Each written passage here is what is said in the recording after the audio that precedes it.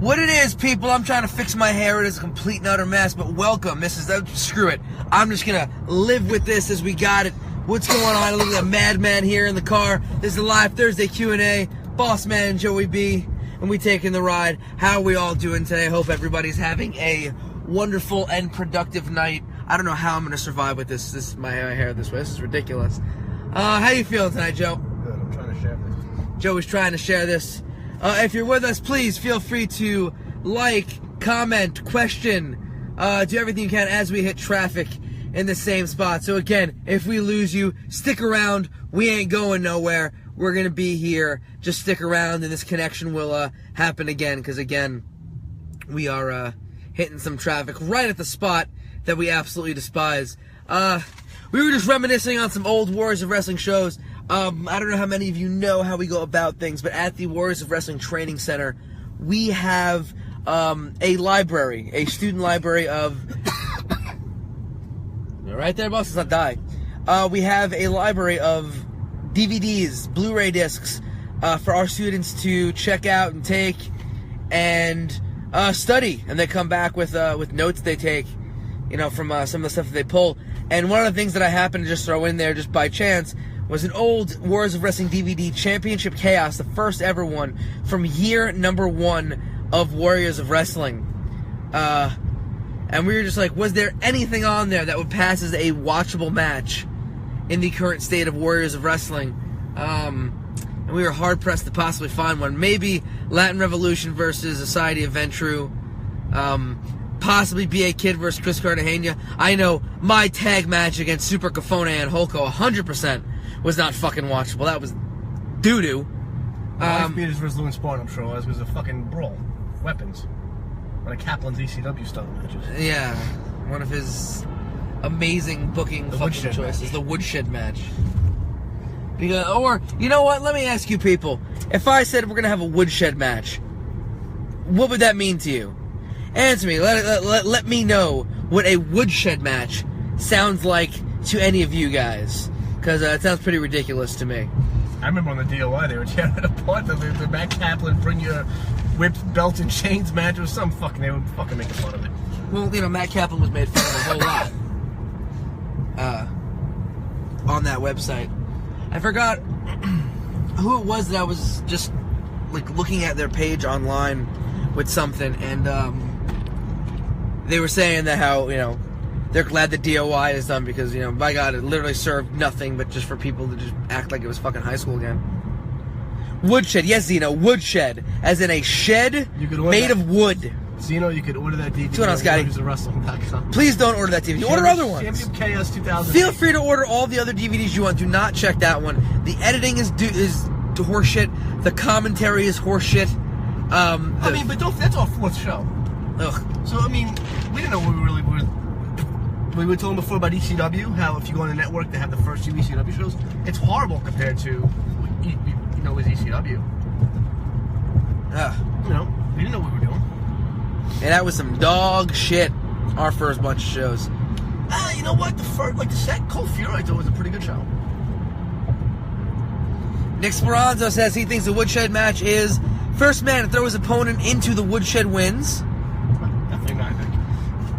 Scotty, share your story by all means. The Woodshed match was... No. Let other people answer. Okay. Again, I guess you would win by putting your opponent in the shed and lock it shut. No, unfortunately, Zeno, that's not what it was. And don't say anything. Anybody else, please let us know. If you're listening in, if you're watching, let us know. What do you think when I say you're having a Woodshed match? If someone says we're going to have a Woodshed match, what comes to mind for you? What do you think? What do you expect? Write it out, let us know, and then we'll tell you what it actually was. The Woodshed match. Again, all the billions of matches that we could have chosen from. And the Matt Kaplan special was fucking grade A fucking horseshit. Fucking gimmick matches? You had a flag match. No, I'm thinking of August. You had a flag match and a gimmick match. August was the I Quit match, was Steve Corino versus Damien. We had a few other things. weeks too. Man. I'm trying to remember a lot. I mean, I don't remember a lot from last year, let alone the year number 1. But yeah, there was. Can't block that mirror. Outside. VOW had someone who wasn't a smart mark for some reason. Dude edited out everyone's music and added sitcom cheers and booze. Claxton, champion of the time, got booze. Oh, that's tremendous. Oh, that's fucking rich. Sweet Christmas. Sitcom cheers and... Imagine somebody coming out to the Seinfeld theme. I don't know, I think... Oh, El Muskie is currently booked. We just gave him word he will be there on Saturday for Warriors of Wrestling show. He'll be in the pre-show, but that's where Muskie belongs after 15 years. 15 year, rather. It's been more than 15. No, it's been 15. He still says it's 15. He's over 20 by now. Who knows? He only has, what, 1 win? He's a few. Does he have a few? He's amassed a few. He's got a terrible win-loss record, but he will be there. And I think maybe I can convince him to come out to the Seinfeld theme. He's a huge Seinfeld fan, El Muskie. I guess apparently that thing is huge in France. First man to go off the roof loses on a woodshed match. The Cheers theme. Someone should come out. That'd be great. All right, so woodshed match. Joe, would you like to explain? To me, what I remember, I mean, this is August 2008. This is 9 years ago. What I remember was, and I was in the match, was we just had straps. And you're taking the guy out to the woodshed, you know, the old saying, take him out to the woodshed and whip him. It was a strap match, except we just had belts in our hands. It was fucking dumb. Call it a strap match. People know a strap match. I put a woodshed match on there. People are thinking that we got a fucking woodshed in that ring. How come you didn't tell your partner this? Because he was the booker. I did. I told him a lot of his shit that he did was fucking... Remember when he wanted to have Chris Romano as a racist guy from the 50s? This is another. Let's go back to Warriors of Wrestling Year 1. Oh my God. Mind you, this is what happens when you have people in a creative position who don't watch wrestling. So Matt Kaplan, the booker at the time, did not watch wrestling. And... At the time, Deuce and Domino were on TV, so these 50s throwback characters or whatever. Matt Kaplan thought it would be a great gimmick if we took Chris Romano, who's wrestled a bunch of Warriors of Wrestling shows, who... Now, he wasn't at the time. Right, at the time he didn't.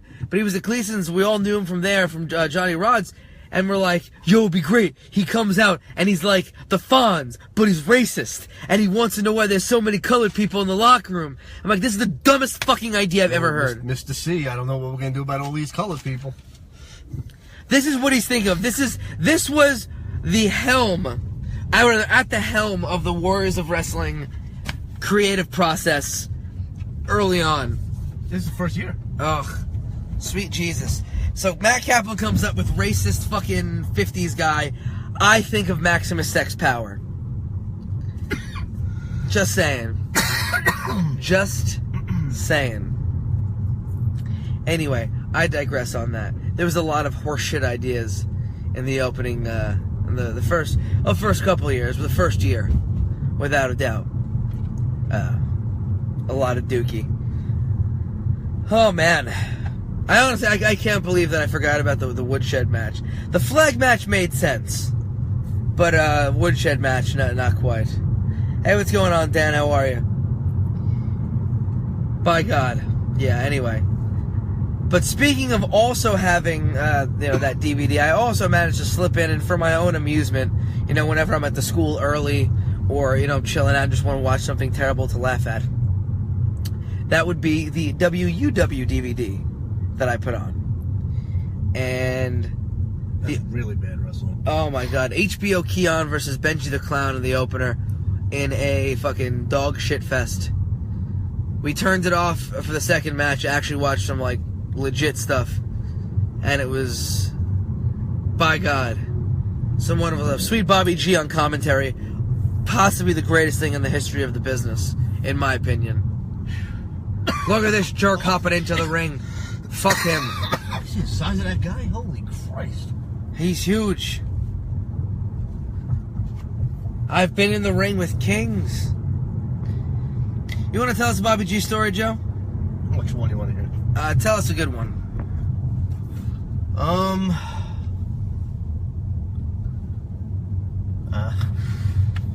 Which one? I don't know. Okay. I think I told this one, though. So there was he was dating this girl named Liz, who behind his back was flirting with everybody, all the other wrestlers at Gleason's. And Bylong, or Mr. A, Anthony, whatever his I don't know his fucking last name. He lived out Long Island with his girlfriend. Forgot his girlfriend's name. But anyway, she was a good. Anthony was an Italian fellow, right? He was Italian. His girlfriend An was Italian fellow who played an Asian. and he was dating an Asian girl. Just because you fuck him don't mean you can be one. But I forgot what her Cultural name is. appropriation, I forgot son. what her name is. But anyway, so for some reason, Liz, Bobby's girlfriend, was out Long Island, and she's like, "Oh, I'm gonna car broke down. Or she got off a train stop, and she was going to Bylong's house, and she's telling Bobby this. He's like, "Don't you go out there. Anthony has AIDS. Don't you fuck him." So she went there, and I guess it was raining out. And this is a long time ago, so I might be leaving parts of the story out. But this is all I'm hearing. I heard this story. I wasn't there. She got there and she's getting changed out of the wet clothes. And she looks at Anthony's girlfriend and she goes, "Yo, I want to suck Anthony's dick." And they had a threesome as Bobby was driving out there. And I guess Bobby knew that this girl was a fucking whore, saying that Anthony has AIDS. Well, Anthony has AIDS. His friend. That Anthony's a jerk. Fuck him. Don't fuck him. Stay away. Is that Bruiser? Yeah, he Bruiser said knows his answering machine. Bruiser knows what I'm talking about. Talking about his answering machine is Bruce saying. His answer machine. His answering machine is epic back then. That's what it said. Oh, I forgot. Believe wait, it wait, or no. not, I'm walking on air. You've reached Robert Rothschild. That's the Bruiser if he has any fucking Bobby G stories. Well, Bruiser's out on the air right now, so we're gonna keep talking about stuff. The Bruiser fucking wrestled him in a fucking potato match. What's a potato match? The Bruiser. All I remember was the Bruiser took a fucking potato and smashed it in his face, but it was a potato match because the Bruiser's Irish, and the Irish people eat potatoes. I guess. So I was just about to say the woodshed match is a really dumb idea. There you go, a potato match. The Bruiser was in the match, and this was nothing to do with Bruiser wrestling. But potato match. Bruiser might be able to fucking explain it. And we're not talking about slapping the shit out of somebody and working real snug. We're talking about using an actual potato. By God, I guess whoever was fucking booking this shit had the brains. Bobby of a potato. was. Oh, he has the brains of a potato, maybe. God damn. This is reality, people. This shit really happened. There is footage somewhere of a potato match. What's going on, dirtbag? Is Bruiser explaining it? He said he gave me a gift. It was a potato. And a Bruiser man, but I don't know. It was called a potato match, or something like that. I don't fucking remember. This is a long time ago. That jerk's gonna potato me. I remember one guy, and I liked the guy, so I'm not gonna say his name. Went on. It was when the internet first started. I don't know what he went on, but they were talking about Gleason's. And it's like, oh, Bobby G has one of the greatest minds in wrestling. And I was just like, what? And now today, I'm like, dude, give me some of the LSD that you're on, because I don't know what color the clouds are on your world.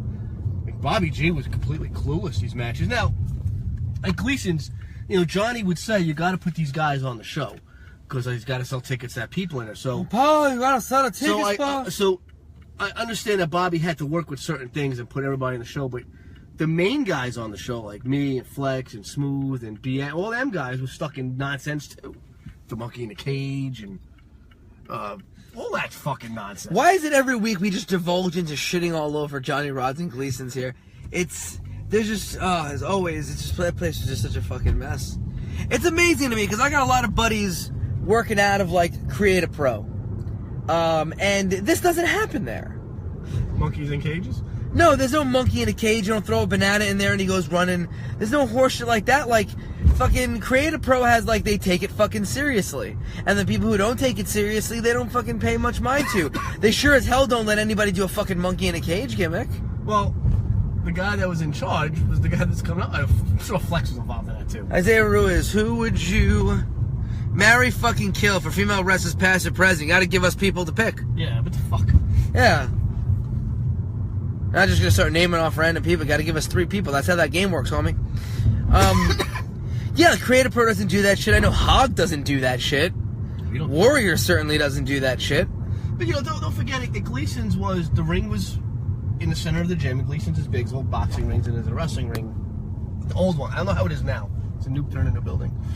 And when you feel like working out, or if you know who was there and you want to work out, if Vito came in, okay, you would go sit in the office and talk to Johnny for hours on end. At Warriors, I don't know how it is at Create Pro House of Glory. I've never been to their schools, but at Warriors, we're in a square room, so there's nowhere for you to escape. I know TK likes to go take a powder to the bathroom every few times, but